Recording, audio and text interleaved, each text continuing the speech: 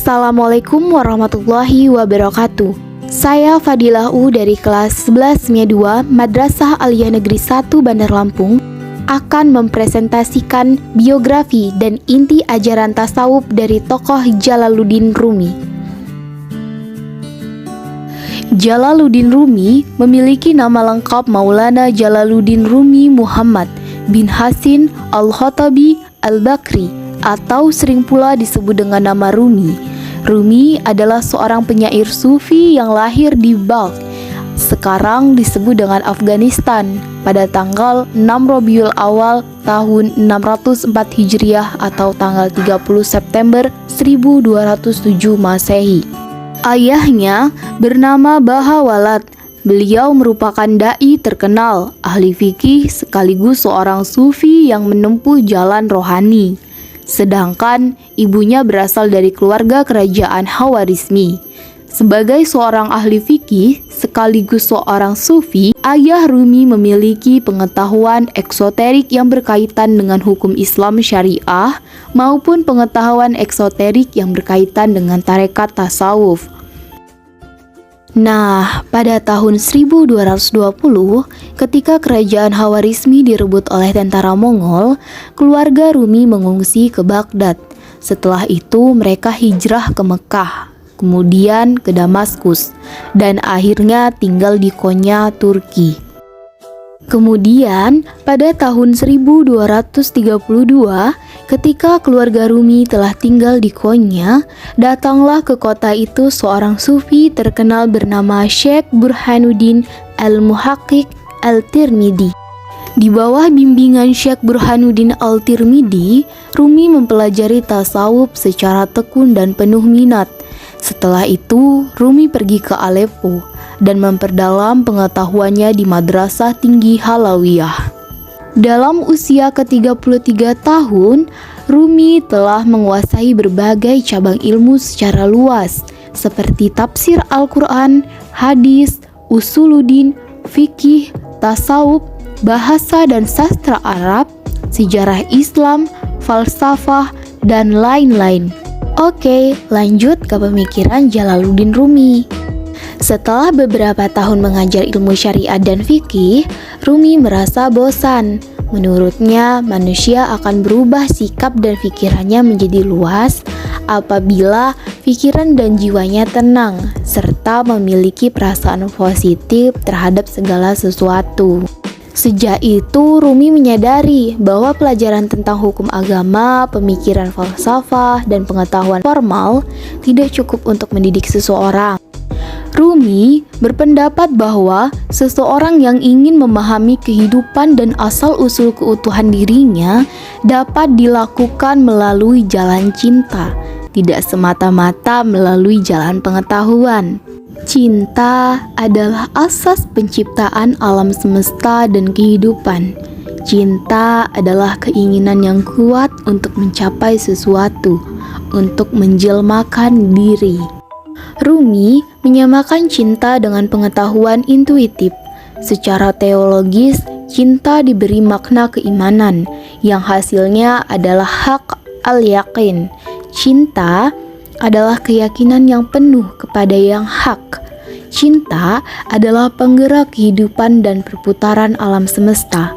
Cinta sejati dapat membawa seseorang mengenal alam hakikat yang tersembunyi dan bentuk-bentuk lahiriah kehidupan. Karena cinta dapat membawa kita menuju kebenaran tertinggi. Rumi juga berpendapat bahwa cintalah sebenarnya yang merupakan sarana terpenting dalam transendensi diri. Cintalah sayap yang membuatnya dapat terbang tinggi menuju yang satu. Berikut ini adalah ajaran-ajaran tasawufnya yang terdiri dari keterbatasan akal dan kekuatan cinta. Yang pertama, ada keterbatasan akal. Jalaluddin Rumi menilai akal melalui dua perspektif.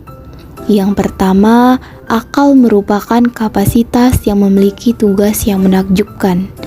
Pada level pertama, akal adalah sebuah anugerah ketuhanan yang sangat berharga, yang mampu membedakan manusia dari binatang. Manusia dapat mengendalikan dorongan-dorongan rendah hawa nafsu dengan menggunakan akalnya dan menjadi seseorang makhluk yang unggul dengan mengekang hasrat-hasrat liar jasmaninya. Menurut Rumi, akal juga merupakan sebuah cahaya sakral yang mengalir dalam hati, sehingga kebenaran dan kepalsuan dapat dibedakan melalui serpihan lenteranya. Yang kedua, pada level yang lebih tinggi untuk mendekat kepada Tuhan, akal memiliki kelemahan tersendiri. Pada level yang lebih tinggi, akal tidak mampu membawa kita memasuki misteri ketuhanan, memasuki gerbang cinta Tuhan. Oke, lanjut yang kedua ada kekuatan cinta. Dalam perspektif Rumi, cinta bersama keindahan dan sukacita yang mengiringinya merupakan jantung dan sumsum agama, tema sentral segenap spiritualitas. Menurut Rumi, ada dua macam bentuk cinta, cinta imitasi dan cinta sejati. Cinta imitasi adalah cinta kita kepada lawan jenis dan segala bentuk keindahan lainnya selain Tuhan. Sedangkan cinta sejati adalah cinta kita kepada Tuhan semata. Dalam pandangan Rumi, kekuatan cinta yang sanggup menangkap pengalaman ketuhanan secara utuh adalah melalui wadah hati dengan dua fungsi utama. Pertama, hati sebagai cermin yang harus digosok supaya mengkilap, yakni hati harus menjalani asketisme keras untuk jangka waktu yang lama. Pada akhirnya, dalam cermin itu akan terlihat refleksi bercahaya Tuhan sehingga pencipta dan yang dicinta seakan-akan menjadi cermin bagi satu sama lain. Kedua, cinta Tuhan akan menyapa kita bila kita melakukan penyucian hati, mengosongkan rumah kalbu dari segala sesuatu selainnya semata. Jalaluddin Rumi menggunakan perumpamaan pedang atau sapu sebagai kata pertama dalam kalimat tauhid. La ilaha illallah, tiada Tuhan selain Allah. Layaknya pedang, la pada awal kalimat tauhid itu seolah memenggal segala sesuatu yang bukan Tuhan. Begitu pula rumah kalbu harus dibersihkan dengan sapu sakral ini, sehingga sang kekasih hakiki sajalah yang bisa bertahta di dalamnya. Jalaluddin Rumi wafat pada tahun 1274 Masehi di Konya yang sampai hari ini masih menjadi pusat ziarah umat manusia dari berbagai aliran agama. Pada saat pemakamannya, sebagian besar golongan agama hadir dalam penuh kedukaan karena telah kehilangan sang pujangga cinta abadi ini. Terima kasih. Wassalamualaikum warahmatullahi wabarakatuh.